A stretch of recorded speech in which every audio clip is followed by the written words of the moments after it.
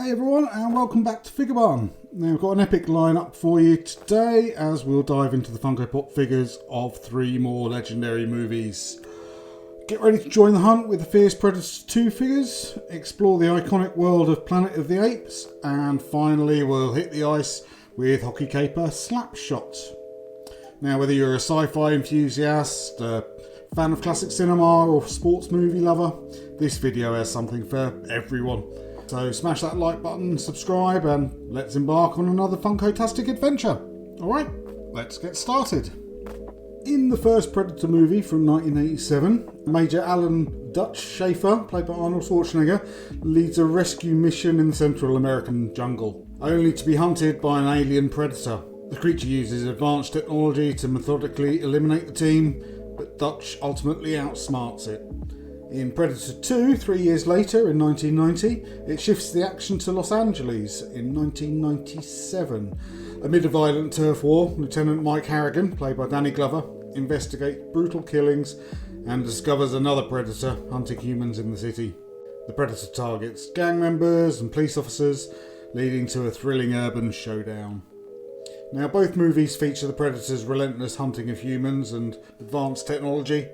However, the settings do differ significantly, with the first film's jungle contrasting with the urban environment of the sequel. Additionally, while Dutch is a soldier, Harrigan is a police officer, highlighting the different aspects of law enforcement and survival. Now, it's been a good few years since I've seen the movie, and remember at the time thinking it's a bit of a jump to accept the Predator, who I associate from being in the jungle, suddenly then turns up in LA. But the action sequences are pretty good. There's a lot more actual screen time for the Predator itself as well when compared to the original movie. Now, these are by no means the first Predator Pops that have been released, with 8 previously covering both the original 1987 Predator and also the more recent The Predator movie, which dates from 2018. But the ones we have today are the first from the second Predator movie. And the first pop we have today is the leader of the Predators, the Elder Greyback. Now, they appear towards the film's climax, recognising Lieutenant Harrigan's bravery and combat prowess. After Harrigan defeats the Predator in LA, the Elder Greyback presents him with an antique flintlock pistol as a token of respect, acknowledging him as a worthy opponent. Now, this gesture highlights the Predator's code of honour and adds a bit of depth to the characterisation. Now, all 3 of these Predator Pops that we have today are classed as Pop Plus, which according to Funko incorporates props and other features and detail that makes them stand out from your standard sort of pop figures. It's also got this shiny sort of holographic edging across the front as well, and let's be honest, it means they can charge a little bit more as well, but let's ignore that for the time being. And this shows the Greyback without their bio mask, revealing their face with a distinctive sort of mandibles around the mouth there. And it's got a much more sort of greyed out look than the actual Predator himself, and it's got beads all the way through the hair. I class it as hair. Now, these are sort of fairly highly detailed, I suppose justifying the price tag again. And it's got his skull necklace that you can just see there, and it's even got his sword in his left hand, and he's got the flintlock pistol itself just tucked within his belt there as well, which is the one that he hands to Harrigan in the movie itself. So there we have the Elder Greyback. And following on, we have the main Predator himself, known as the City Hunter here. Now, the City Hunter arrives in Los Angeles in 1997 amid a violent turf war between drug cartels. It targets gang members and police officers, leading to a series of brutal killings.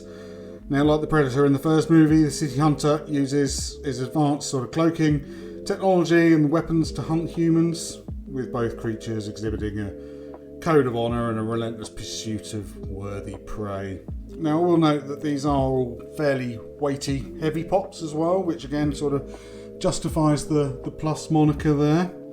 And this one, he has his bio mask on, as you can see. He's got his little tri-laser targeting system on the corner there, which it uses to track and hunt its prey.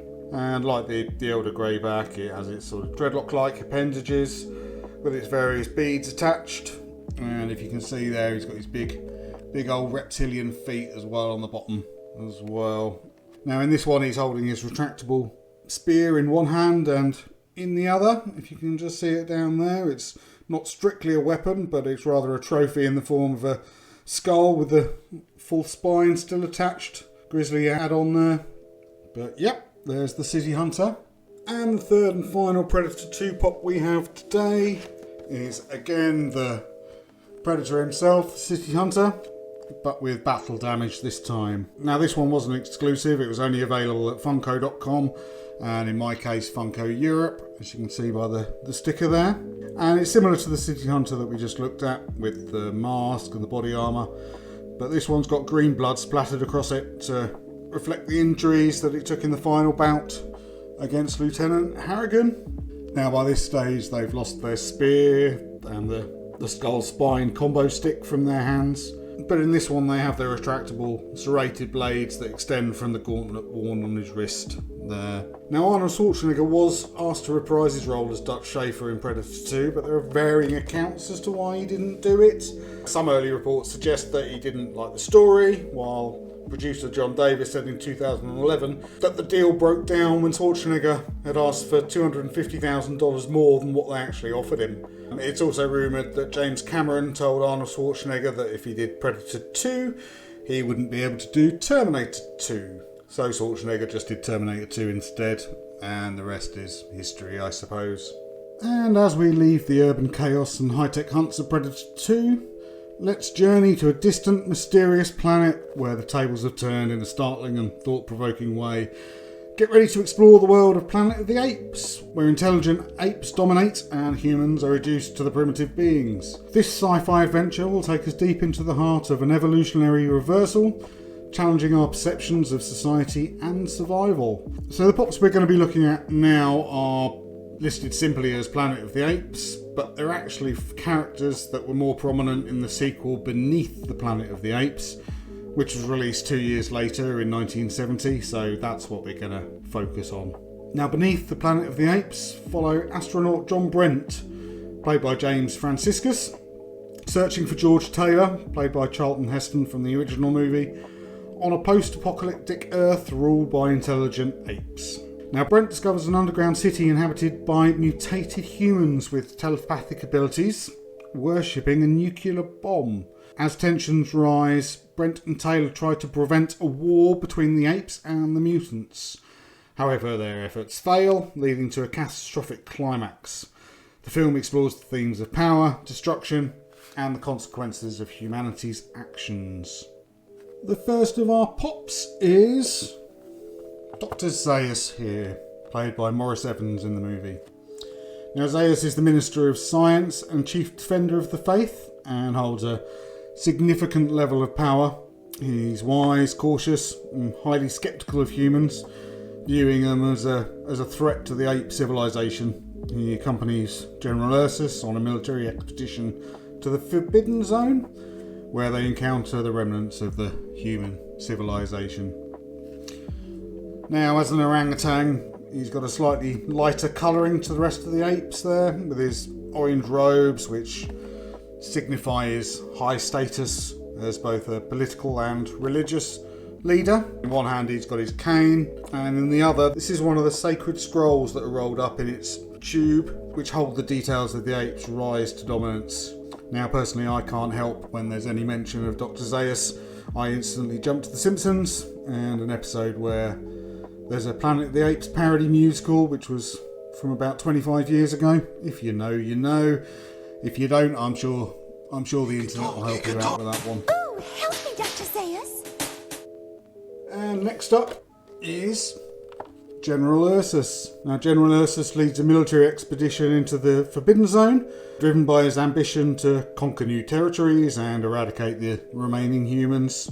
His fairly aggressive tactics and unwavering belief in ape superiority creates significant tension and conflict within the narrative itself. Ursus's actions ultimately lead to a catastrophic showdown between the apes and the mutated humans inhabiting the underground city as well.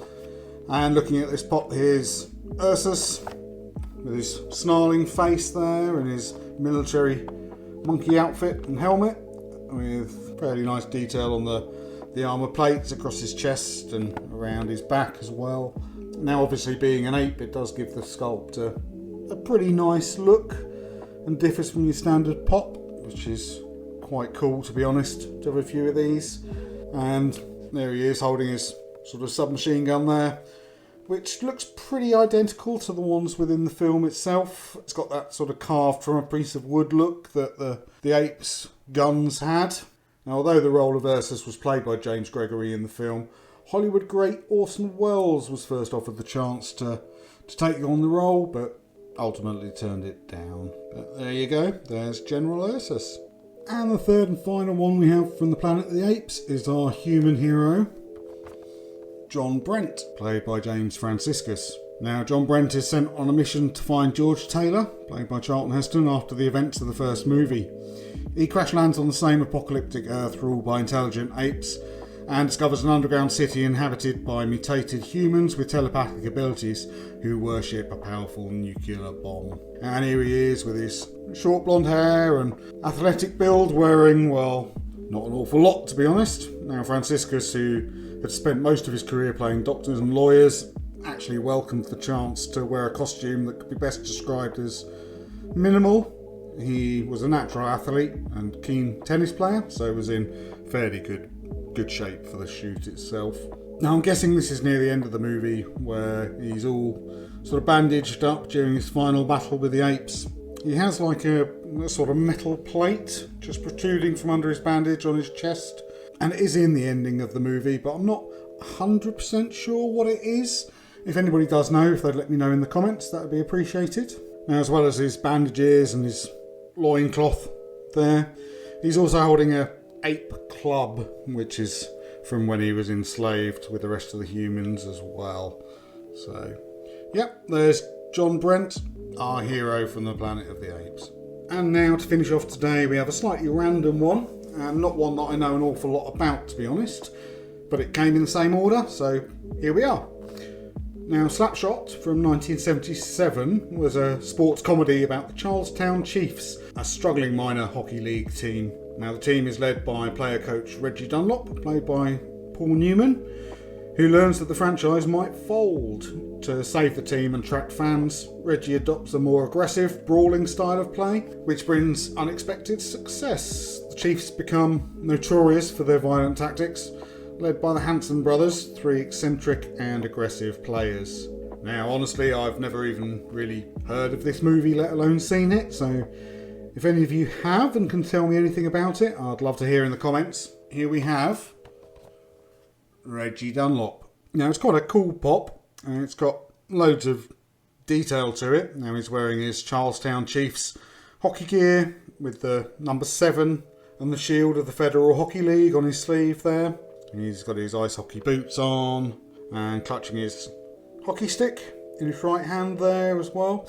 Now, it is a pretty good likeness of Paul Newman himself in the movie, with the slightly receding sort of greying hair that he is obviously of that sort of age.